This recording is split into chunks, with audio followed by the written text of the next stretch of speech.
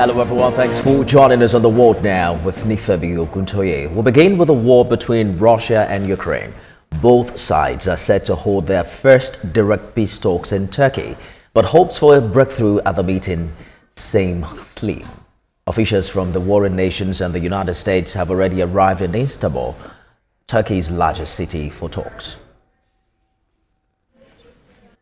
February 2022, Russia invaded its neighbor to spark an unprovoked war that has lasted for 3 years.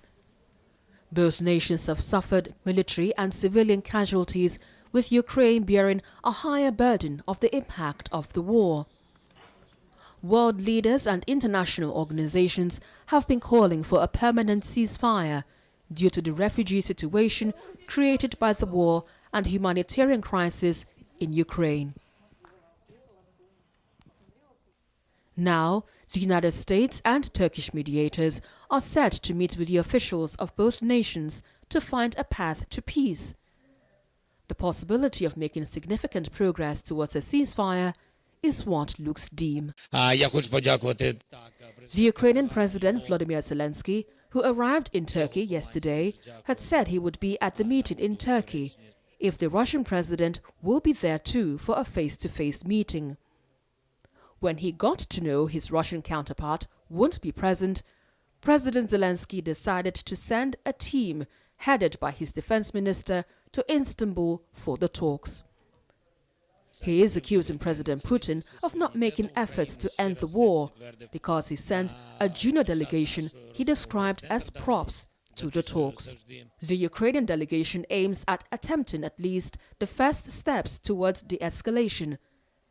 The U.S. delegation is led by Secretary of State Marco Rubio, who suggested on Thursday that Washington is of little optimism that the talks will produce an end to the war.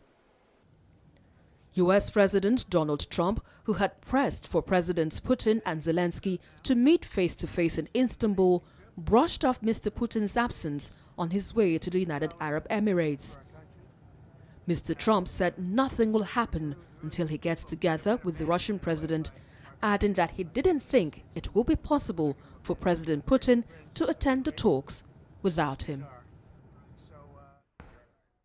Global Affairs analyst Patrick Coker joins me live now from the United Kingdom. Patrick, these are the first direct peace talks in 3 years, but with Putin skipping the meeting and Zelensky sending a delegation instead, does this even have a chance of progress, or it's just some diplomatic drama? Indeed, we must applaud this move, diplomatic move, because as I speak, it is yielding results. Because the first, though characterized as low-level talks, we have achieved the release or the swapping of 1,000 prisoners of war. That is significant. In any case, it also forms or establishes a foundation for the leaders, the key leaders, to come together and really discuss next steps on ending the armed conflict. Absolutely. We saw some slow starts, no doubt. Zelensky called Russia's delegation props. The U.S. is sending Secretary of State Marco Rubio, who's already downplaying expectations. And we've seen some form of pessimism coming from Washington. But you have talked about some small wins like prisoner swaps or, aid corridors. The big question is what happens to the expectation of ceasefire? Putin's absence is being called a slap in the face by Estonia. Is this a deliberate snub to Zelensky, or is Russia just buying time while it consolidates gains on the battlefield? Zelensky called Russia's delegation props. The U.S. is sending Secretary of State Marco Rubio, who's already downplaying expectations. And we've seen some.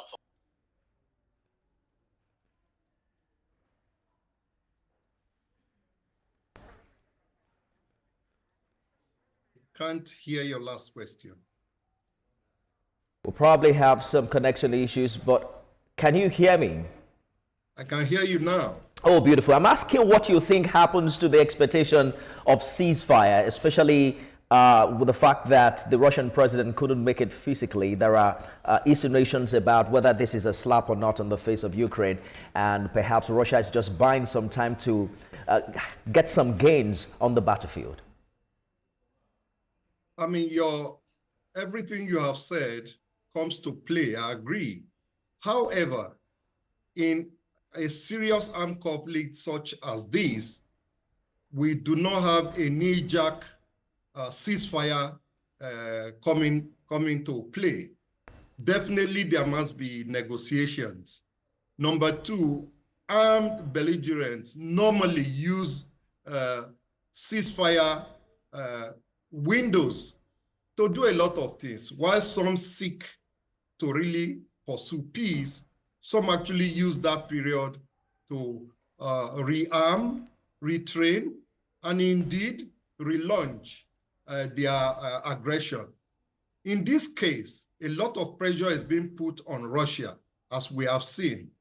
That pressure has actually made Putin to send a low-level delegation to Istanbul.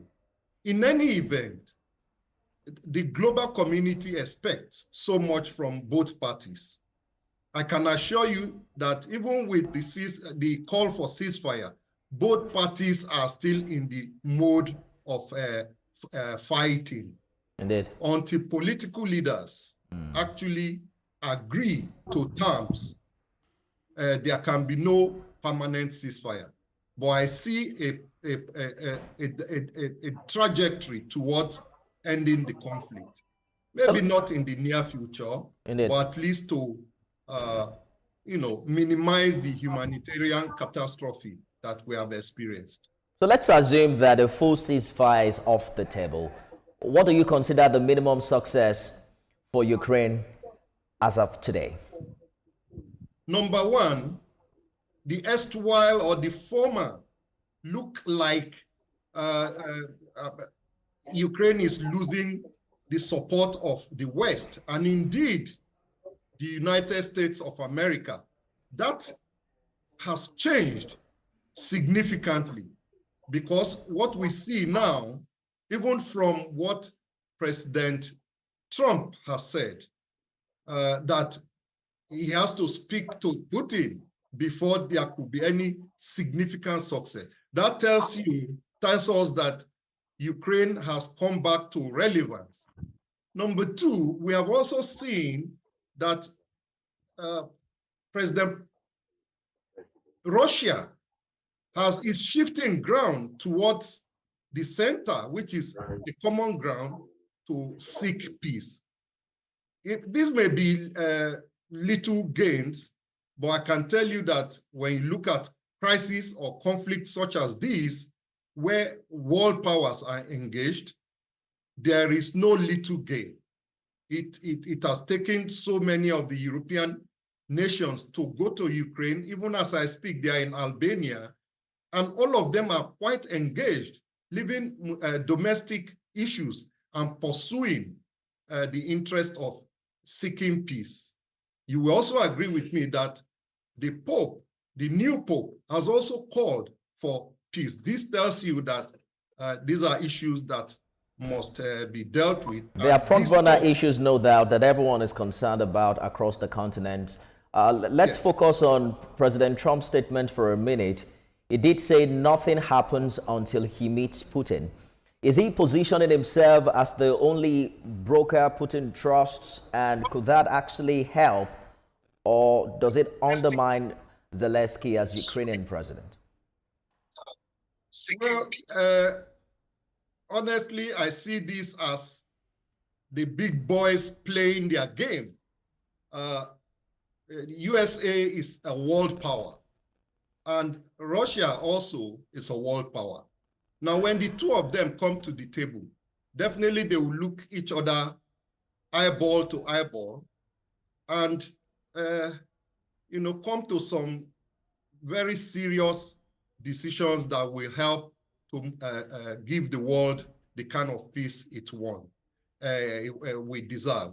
I must also say that President Trump's position necessarily shows his interest or continued interest in bringing peace to that part of the world. But what do you say, Mr. Coker, about those who have mentioned that this kind of direct involvement risks sidelining NATO or even the EU in these negotiations? Do you agree?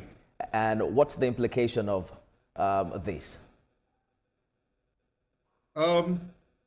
Traditionally, we say so many roads lead to the market. I can assure you that EU and NATO have also continued to say that we have the big stick. We're going to rearm or continue to weaponize, continue to support Ukraine with necessary weapons, and we're also going to make use of sanctions. So I see it as a twin-track approach to make sure that President Putin really comes to the table, which he has come, whether low level, but he has come to the table and continue to seek peace. All right. Everybody, including the United Nations, is significant, or they are all significant in the pursuit of peace in Ukraine and Russia, I must say. So we cannot underscore any group in this situation. If it escalates, everybody will play their part. Absolutely. The only thing is it could be disastrous. 3 years in, with millions displaced, no end in sight, there are concerns as to whether or not these talks are really slowing the war's momentum, or we have just completely become numb to the suffering of millions of people. We'll see how these pan out in the coming days. Global Affairs analyst Patrick Coker, thank you for talking to us. Thank you very much. Now, still talking war.